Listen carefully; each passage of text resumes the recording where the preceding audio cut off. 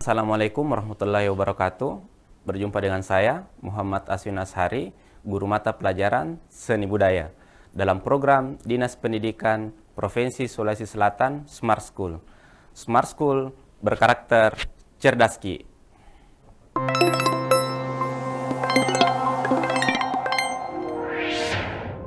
Oke, di sini sebelum kita memulai pelajaran, saya ingin sedikit bercerita. Pasti setelah kita bangun tidur tadi pagi, pasti sudah ada rencana untuk berangkat ke sekolah dengan memulai mempersiapkan diri, yang dimulai dengan membersihkan diri, mandi, dan lain-lain. Pastinya kita akan ingin menampilkan secara visual diri kita yang paling indah, yang terbaik, yang paling rapi, atau yang paling gagah atau cantik. Dan pastinya hal tersebut adalah sebuah kompetensi seni yang kita miliki, di mana kita ingin menampilkan yang terbaik, yang terlihat oleh mata, yang tercium oleh hidung, yang terkecap oleh lidah, kemudian terlihat oleh mata yang paling besar. Selanjutnya, pada hari ini kita akan belajar mengenai konsep, prosedur, unsur, prinsip dalam berkarya seni rupa. Sehingga tujuan dari pembelajaran kali ini adalah peserta didik dapat menganalisis konsep, prosedur, unsur, dan prinsip berkarya seni rupa. Dalam berkarya seni rupa, kita awali dari konsep. Konsep merupakan abstraksi, ide, atau sebuah rencana. Berarti sebelum kita melakukan sesuatu, sebelum kita menciptakan sebuah karya, harus ada konsep. Dan selanjutnya adalah prosedur.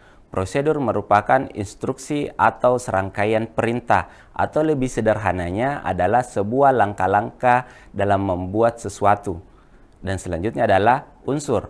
Unsur merupakan hal pokok. Dalam hal ini, unsur harus ada. Sebagaimana apabila tidak ada unsur tersebut, sebuah produk tidak akan terjadi.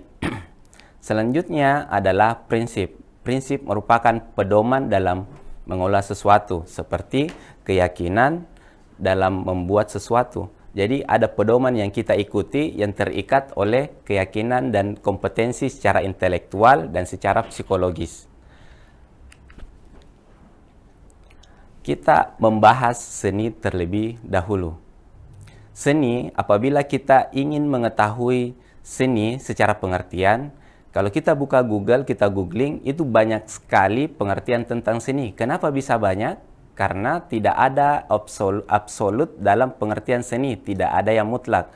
Mungkin ada belasan atau puluhan pengertian seni, mulai dari pengertian dari Plato, Aristoteles, Leo Tolstoy, Akdiat Kartemiharja, sampai dengan founding father-nya kita dalam dunia pendidikan, yaitu Ki Hajar Dewantara. Apabila kita peras pengertian-pengertian seni dari tokoh-tokoh, maka kita akan mendapati kata yang sering muncul. Apa itu? Yang pertama karya, yang kedua perasaan, yang ketiga manusia, dan selanjutnya adalah keindahan atau estetika. Jadi, secara simpel atau gampang, seni adalah karya yang berasal dari perasaan manusia yang memiliki keindahan.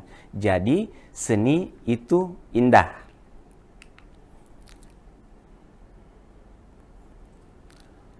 Oke, dalam gambar berikut kita bisa melihat keindahan dari beberapa panorama alam. Keindahan awan yang lembut kita lihat seperti kita melihat permen kapas dengan bentuk-bentuk visual yang bisa kita tafsirkan dengan bentuk-bentuk yang lain. Kemudian kita melihat pemandangan laut, air yang begitu tenang, suara ombak debur air yang begitu tenang, keindahan sunset, matahari tenggelam, luar biasa keindahannya, atau panorama gunung yang luar biasa, udara yang sejuk. Dari gambar berikut ini, saya ingin bertanya, apakah hal-hal seperti ini termasuk seni atau bukan? Karya berikut ini bukan karya seni, bukan karya seni, karena gambar-gambar berikut ini adalah ciptaan Tuhan, bukan ciptaan manusia. Kembali lagi dari pengertian yang tadi, seni adalah karya yang melalui perasaan manusia, karya yang berasal dari olah rasa perasaan manusia yang memiliki keindahan. Walaupun kita tidak bisa tampik keindahan dari pemandangan ini, tapi ini bukan karya seni karena bukan merupakan ciptaan manusia, bukan ciptaan manusia.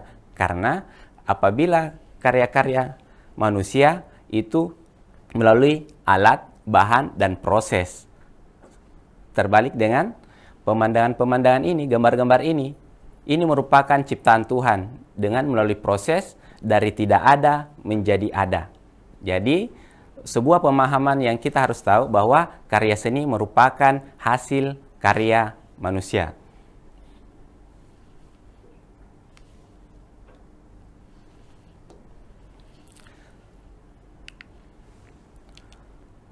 Selanjutnya kita bahas tentang keindahan atau istilah lainnya adalah estetika. Estetika keindahan. Saya ingin bertanya, di mana letak keindahan itu? Atau ada yang ingin menjelaskan keindahan itu terletak di mana? Apakah di karya ataukah ada di orangnya? Jadi, keindahan itu secara pengetahuan, secara teori estetika, ada tiga jenis estetika. Yang pertama adalah subjektif, yang kedua adalah objektif, yang ketiga adalah campuran. Subjektif berarti letak keindahan berada pada orangnya, yang dimana di sini melalui proses pengalaman, di mana orang tersebut sudah menanggapi sebuah karya yang berasal dari pengalamannya, dia mampu menafsirkan karya tersebut indah atau tidak. Dan selanjutnya adalah teori objektif. Objektif di sini kita melihat suatu karya. Apabila karya tersebut sudah memenuhi kompetensi-kompetensi seni, mulai dari unsur dan prinsipnya sudah bagus, berarti kita sudah menyatakan bahwa karya itu sudah bagus. Dan selanjutnya adalah teori campuran, menggabungkan antara teori subjektif dan objektif, di mana hal ini yang biasa kita gunakan di dunia pendidikan. Dia lebih berimbang, sehingga kita mampu melihat pengalamannya orangnya, pengalaman dari orang, kemudian pengalaman dari kemampuan dia dalam menanggapi sebuah seni, atau kompetensi dari karya-karya yang dia akan nikmati. Selanjutnya adalah seni. Seni secara umum terbagi atas 4 cabang. Yang pertama adalah seni rupa, yang dimana merupakan seni secara visual, yang artinya bisa dilihat. Jadi semuanya yang bisa dipegang, bisa terlihat, itu namanya seni rupa. Selanjutnya adalah musik. Seni musik berarti suara, seni suara yang bisa kita dengar walaupun tidak terlihat yang menyanyi atau alat musiknya, tetapi sudah terdengar, berarti itu sudah masuk ruang lingkup seni musik. Dan yang ketiga adalah seni tari. Seni tari merupakan seni gerak yang artinya dia ritmis dan memiliki makna.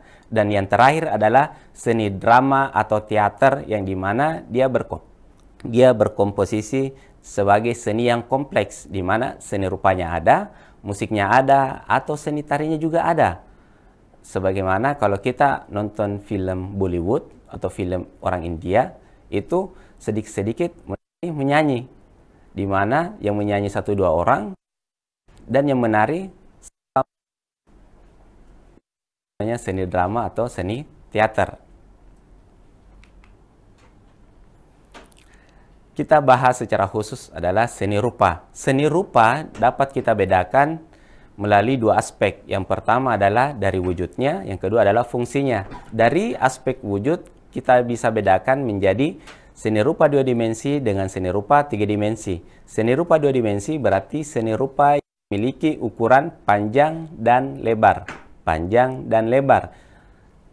Kalau seni rupa 3 dimensi berarti memiliki ukuran panjang, lebar, atau tinggi, atau ketebalan. Berarti karya tersebut bisa dinikmati dari berbagai arah.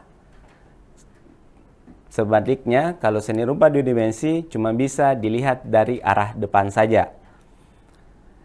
Dari aspek fungsinya, ada seni rupa murni dan ada seni rupa terapan.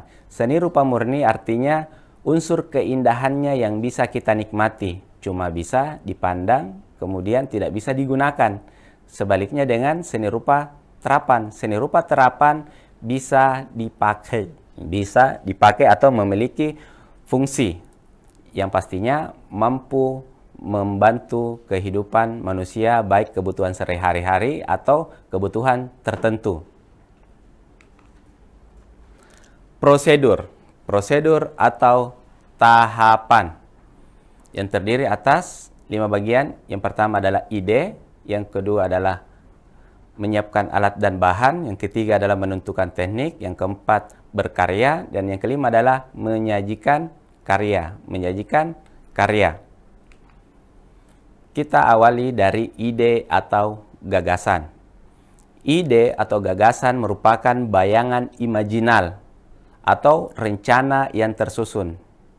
Jadi, ide atau gagasan di sini merupakan sebuah pengalaman yang kita ambil dari kehidupan kita, yang kita sebelumnya kita lihat, kita dengar, kita hirup, kita kecap, atau kita pernah sentuh.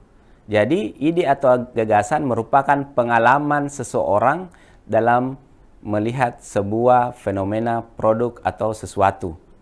Jadi, ide atau gagasan merupakan hal yang pertama harus dimiliki seseorang untuk membuat atau menciptakan sebuah karya atau produk. Yang dimana di sini bisa kita ketahui bahwa ada hal yang namanya kreativitas dan ada inovasi. Kreativitas berarti hal yang tidak ada sebelumnya. Hal yang tidak ada sebelumnya berarti dia bersifat kreatif. Tidak ada sebelumnya. Hal yang baru atau produk yang baru atau karya yang baru. Selanjutnya adalah inovasi. Inovasi adalah mengembangkan produk sebelumnya atau karya yang sudah ada dikembangkan. Dikatakan bersifat inovatif. Jadi secara rasional manusia ingin yang terbaik atau ingin yang berbeda. Ingin yang berbeda berarti tidak ingin sama dengan sebelumnya. Jadi orang atau manusia secara rasional ingin yang terbaik. Jadi muncullah sifat kreativitas dan sifat inovasi. Selanjutnya adalah menyiapkan alat dan bahan. Menyiapkan alat dan bahan. Jadi, apabila kita ingin menciptakan sebuah karya atau produk, kita harus menyiapkan alat dan bahan untuk menentukan hasilnya. Sebagaimana tujuan kita berkarya, alat dan bahan wajib ada. Oke, selanjutnya apa perbedaan alat dan bahan? Apa perbedaan alat dan bahan? Alat adalah sebuah barang untuk mengolah bahan yang bersifat berkurang atau habis. Jadi di sini alat merupakan barang yang digunakan untuk mengolah bahan yang bersifat habis atau berkurang. Bahan merupakan sebuah barang yang akan menjadi bagian dari karya yang bersifat habis. Maaf, kalau alat tidak habis. Kalau bahan bersifat habis atau berkurang. Selanjutnya adalah menentukan teknik. Kenapa teknik setelah alat dan bahan? Karena teknik akan tercipta berasal dari alat dan bahan. Contoh, ada bahan yang tekniknya cuma satu. Ada bahan yang tekniknya lebih daripada satu. Apa itu? Contoh, batu. Batu tekniknya cuma satu, yaitu cuma bisa dipahat saja. Kemudian tanah liat, tekniknya bisa sampai 5, mulai dari teknik pijit, pilin, slab, putar, dan teknik cetak. Jadi umumnya bahan lunak memiliki banyak teknik.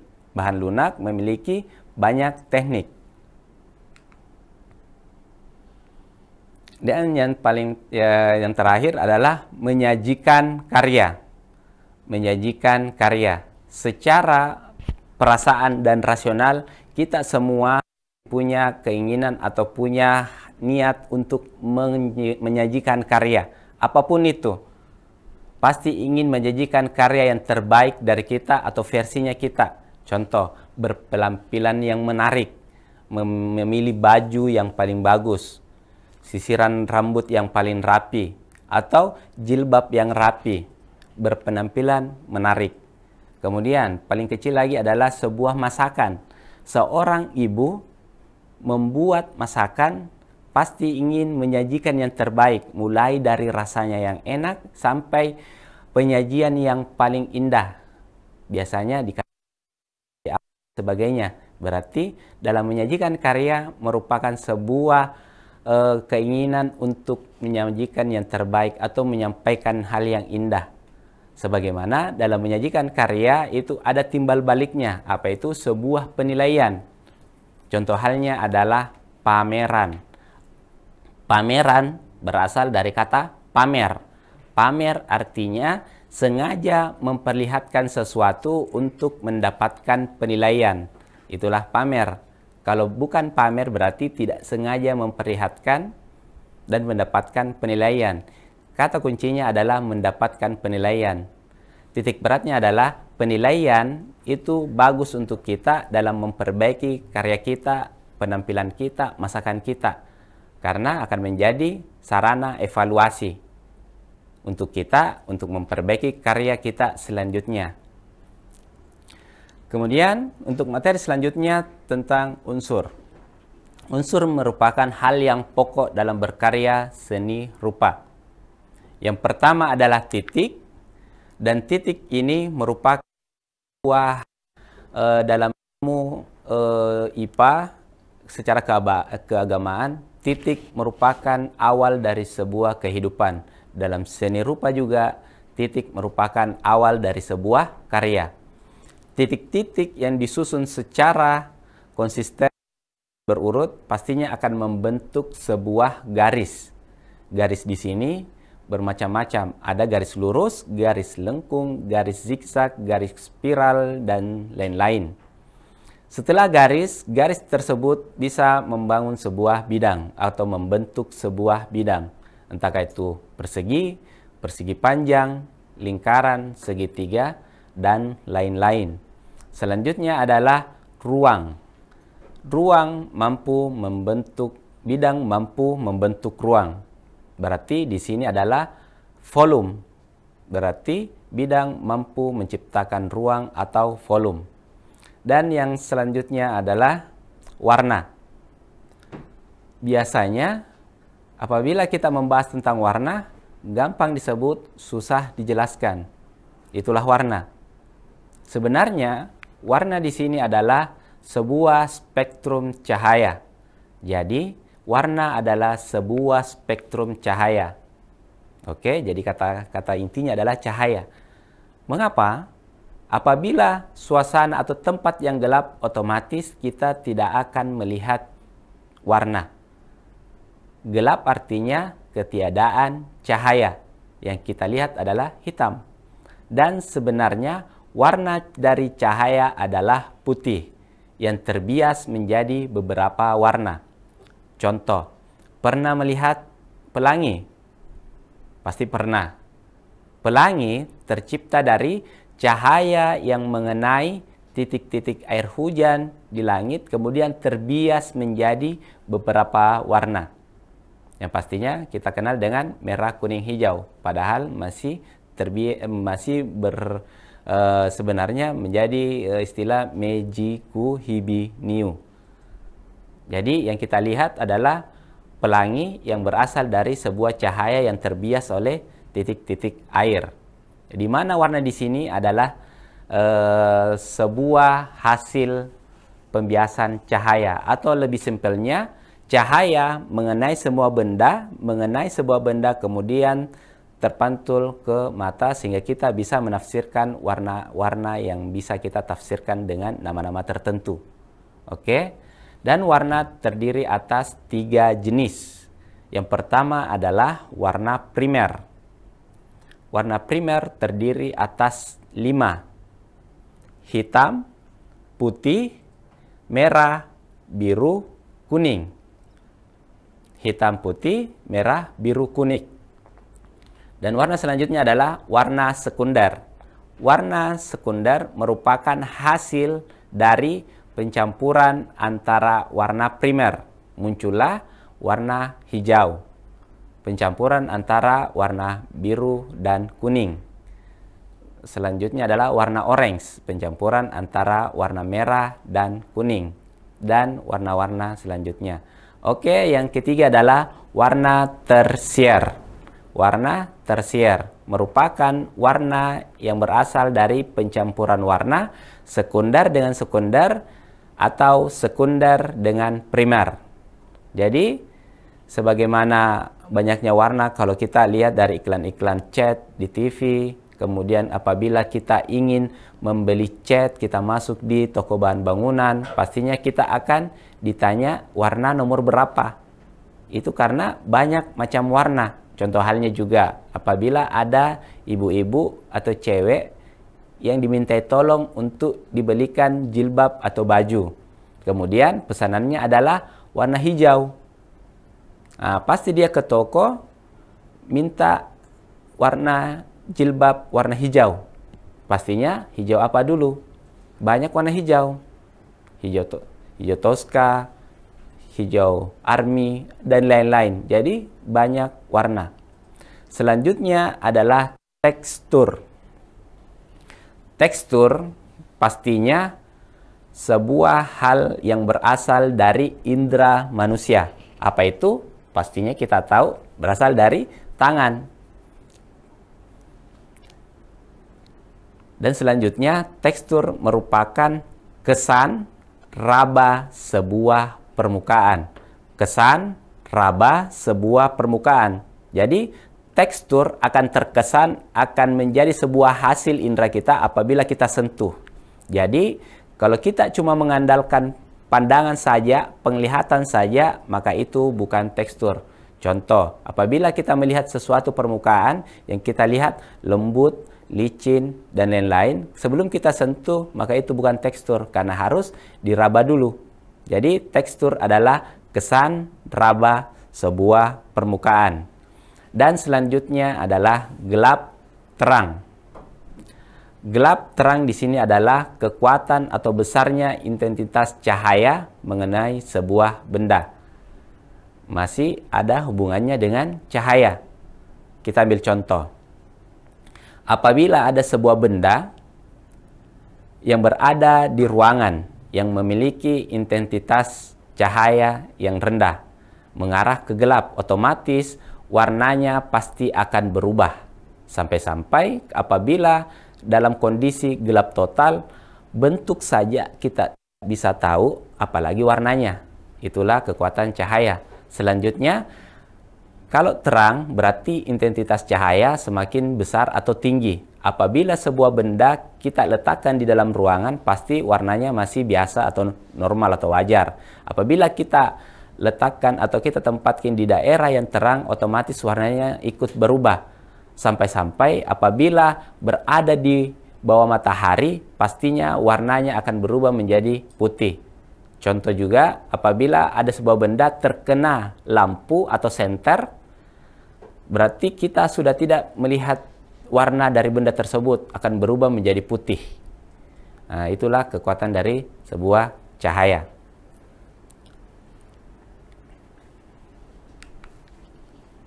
Selanjutnya adalah prinsip.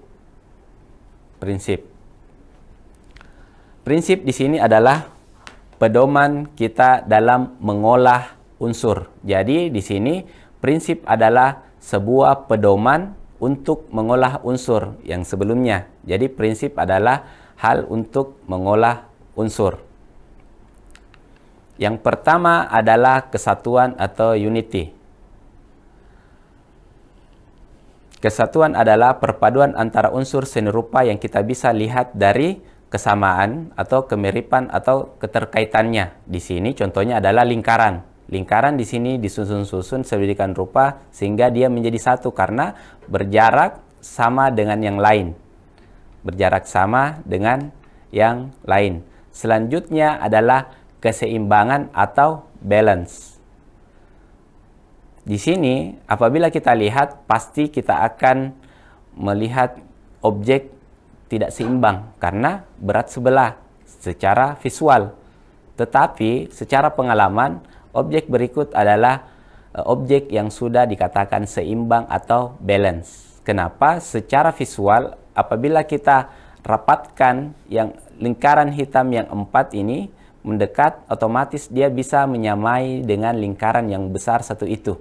Jadi keseimbangan di sini adalah kestabilan secara visual, baik secara simetris atau asimetris. Jadi keseimbangan yang kita tangkap adalah keseimbangan atau kestabilan secara visual. Selanjutnya adalah irama atau ritme. Bukan hanya di musik saja, tetapi di seni rupa juga ada namanya ritme. Ritme artinya pengulangan unsur seni yang berulang-ulang. Dalam konteks ini bisa kita lihat dari ragam hias. Ragam hias ya paling kecil lah, itu motif batik, profil pintu, bupet, dan lain-lain. Atau bisa kita lihat dengan produk pahatan Jepara. Selanjutnya, irama merupakan pergeseran atau perubahan dari sebuah objek, baik dari warna maupun bentuk atau ukurannya. Bisa kita lihat, mulai dari kiri kita lihat, dia sebuah persegi dengan warna hitam. Bergeser ke kanan, dia sudah berubah warna menjadi abu-abu gelap, yang mulai terputar ke kanan dengan kondisi agak cembung. Selanjutnya adalah berputar ke kanan lagi, kemudian dia bentuknya lebih cembung lagi, kemudian warnanya dia abu-abu muda.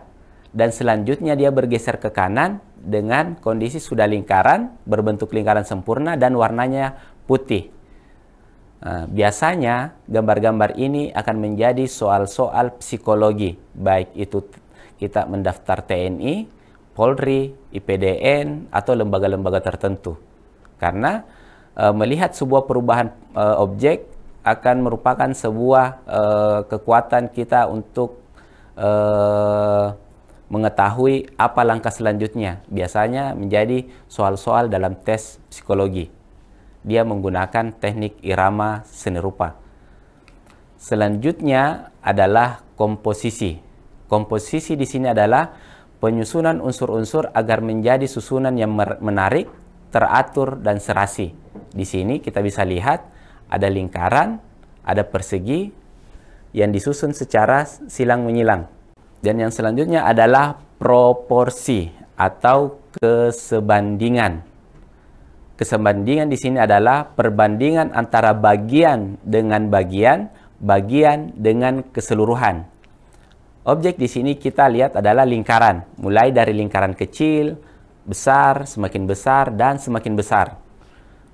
Jadi, kalau kita lihat ada yang bertumpuk, ada yang tersusun dari kanan atas ke bawah, dari kecil ke ukuran yang besar. Dalam hal menggambar, proporsi atau kesebandingan juga digunakan dalam membentuk objek manusia. Apabila kita lihat proporsi manusia Indonesia, itu berada pada perbandingan 1:7. 1:7, di mana ukuran 1 adalah tinggi kepala. Apabila tinggi kepala saya adalah 1, maka 2 jengkal ke bawah adalah pusar, 2 jengkal ke bawah adalah lutut, 2 jengkal ke bawah adalah telapak kaki. Itu untuk porsi manusia Indonesia, atau kita berada di ras Malayan Mongoloid. Berbeda dengan orang Barat atau orang Eropa. Dia memiliki perbandingan 1:7,5. 1:7,5. Apabila kita ingin menggambar, melukis seorang tokoh, pahlawan, tokoh yang terkenal dan sebagainya, baik itu dia bentuk lukisan atau sebuah patung, maka proporsinya adalah 1:8. 1:8. Di sini yang kita perbandingan di sini adalah untuk manusia dewasa. Manusia dewasa berarti manusia yang usia pertumbuhannya sudah tidak jalan lagi. Contoh, bayi. Bayi kalau kita perhatikan kepalanya itu besar. Nah, karena proporsinya belum berada pada tahap dewasa. Biasanya dia berkembang 1:1, kemudian lanjut 1:2, berkembang terus menjadi 1:7 apabila orang Indonesia. Sama halnya dengan ruang lingkup kepala. Seperti halnya kalau ruang lingkup kepala memiliki proporsi juga. Contoh, jarak mata adalah 1 mata. Jarak mata sama dengan 1 mata. Jarak mata 1 mata. Kemudian tinggi telinga sama dengan garis mata. Tinggi telinga sama dengan garis mata. Jadi telinga kita setinggi dengan garis mata kita. Selanjutnya adalah mulut. Mulut sama dengan 2 mata. Ukuran normal. 1 mulut sama dengan 2 mata. Selanjutnya ukuran bahu sama dengan 2 kali kepala. Jadi apabila tinggi kepala saya 1, berarti bahu saya adalah 2. Kepala saya 1 jengkal, bahu saya 2 jengkal. Selanjutnya, proporsi manusia di sini harus sesuai dengan usia perkembangan tubuhnya. Apabila dia dewasa berarti sudah tidak tumbuh lagi. Artinya sisa kurus dan gemuk. Kalau perempuan, dia rata-rata tumbuh ke atas dalam konteks usia 19 atau 20 tahun. Kalau laki-laki, biasanya dia tumbuh ke atas itu usia 21 sampai 23 tahun. Berarti setelah itu sudah dikatakan manusia dewasa, kemudian perkembangannya sisa dia gemuk atau dia kurus. Selanjutnya adalah keselarasan. Keselarasan di sini adalah mengatur perpaduan warna, mengatur pencahayaan atau menata bentuk. Di sini penataan bentuknya kita bisa lihat dari, perhatikan gambar ini. Jadi kalau kita perhatikan kotak kecil ini, dari gambar kecil ini akan membentuk beberapa susunan atau motif dari gambar kecil ini. Kotak kecil ini tersusun secara simetris, asimetris, kemudian dia menjadi sebuah keselarasan. Bisa dipahami? Oke. Selanjutnya adalah gradasi. Gradasi di sini adalah pergeseran dari warna yang satu ke warna yang lain, atau susunan atau lebih dari warna dari satu tingkat ke tingkat yang lain. Contoh, gradasi dari hitam ke warna putih. Pastinya di tengah-tengah adalah pergeseran warna abu-abu. Dari hitam ke abu-abu tua, ke abu-abu muda, sampai dia bergeser ke warna putih.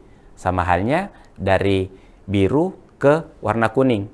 Pastinya di tengah-tengahnya adalah gradasi warna hijau.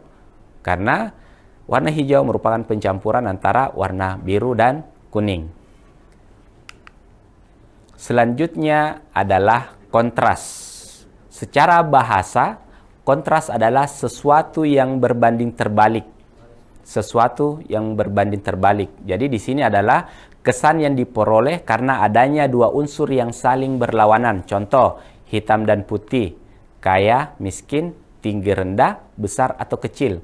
Jadi dalam konsep desain, kontras digunakan untuk membuat kita lebih paham sebuah konsep. Jadi kontras mendukung pemahaman kita apa tujuan dari desain, apa tujuan dari karya, sehingga dibutuhkan yang namanya kontras.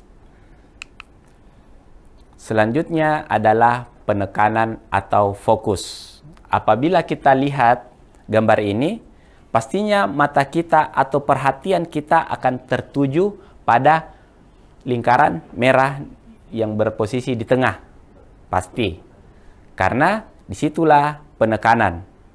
Jadi dia kesannya menonjolkan sesuatu. berbeda berbeda dengan objek yang lain. Contoh, biasa kita lihat meme di Facebook, di Instagram, dan lain-lain, atau ada sebuah video. Biasanya kita diperintahkan untuk memperhatikan lingkaran. Biasa petunjuknya, silakan perhatikan lingkaran merah. Berarti kita memfokuskan pandangan kita ke lingkaran merah.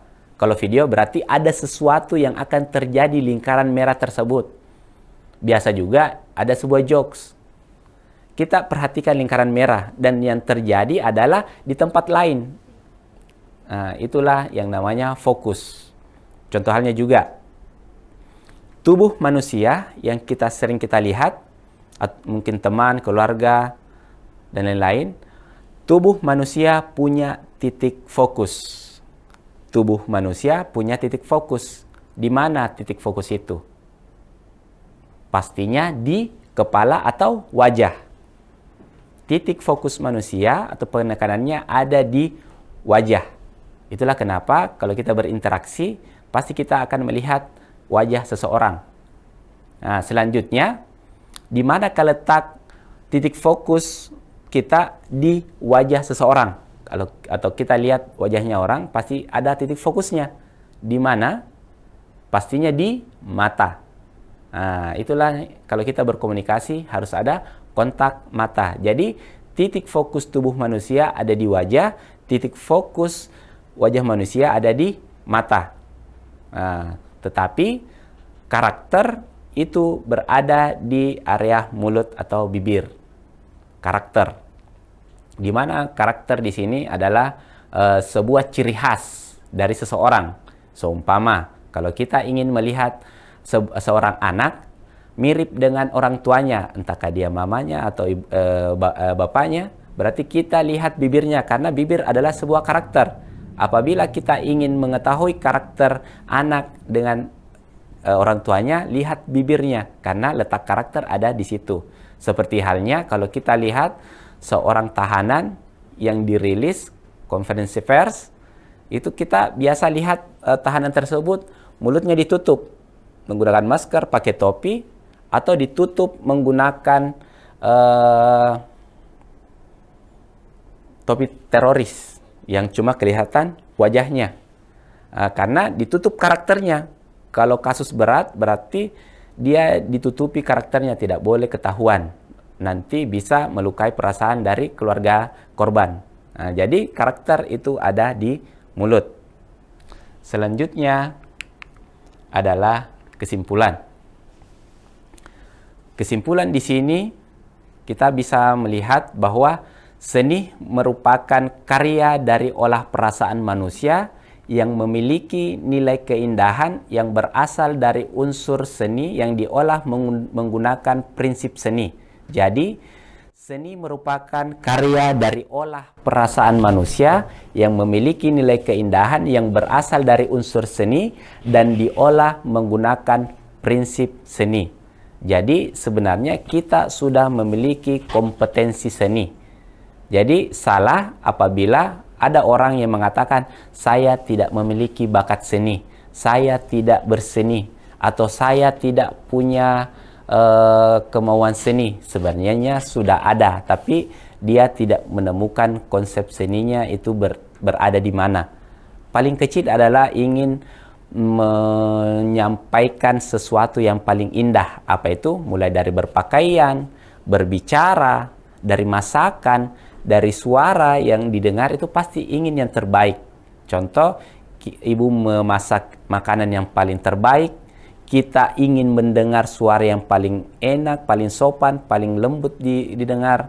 Karena pastinya keindahan itu adalah sebuah olah hati yang keluar, dan pastinya orang juga akan menanggapi seni tersebut dengan keindahan. Sebagaimana yang terikat oleh budaya, agama, dan lain-lain.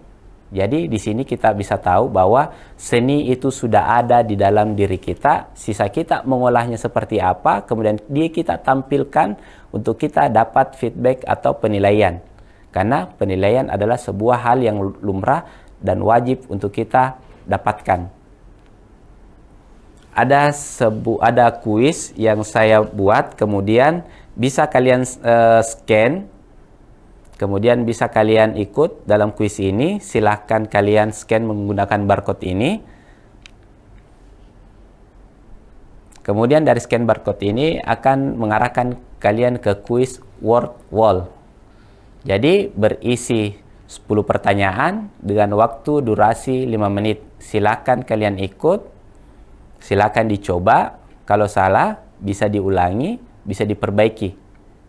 Oke. Dan selanjutnya saya tutup pertemuan kali ini dengan ucapan alhamdulillah. Assalamualaikum warahmatullahi wabarakatuh.